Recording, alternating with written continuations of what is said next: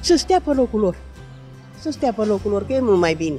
Ca o experiență poate le-aș recomanda să meargă și în străinătate și dacă s-ar și întoarce ar fi și mai frumos din partea lor. Poți să fii boier și la tine în țară. Cei care au posibilitatea de a ajuta pe români să rămână. E țara ta, e poporul tău și tu vorbești limba română.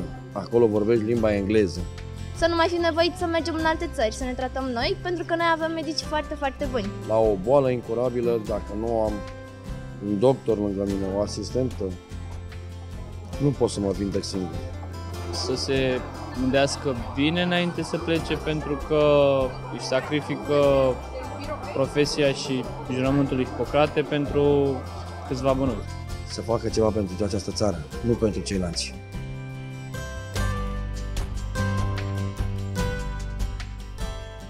Să aibă forță până la capăt.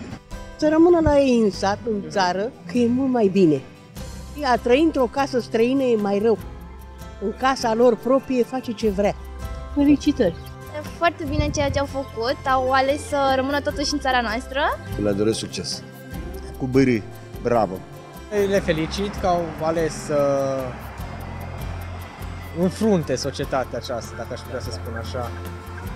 Și le doresc succes, că o să aibă nevoie destul de mult și de noroc. Eu îi felicit pe aceia care rămân în țară. Și o spălăria, tot respectul pentru ei. Ultimii mohicani, vă mulțumim că ați ales să sacrificați interesul material pentru a ajuta pe cineva. Eu fiind mai tânăr, n-am avut, din fericire, nevoie atât de mult de grijiri medicale, dar totuși mă gândesc la părinții mei, la bunicii mei și chiar le mulțumesc foarte, foarte mult.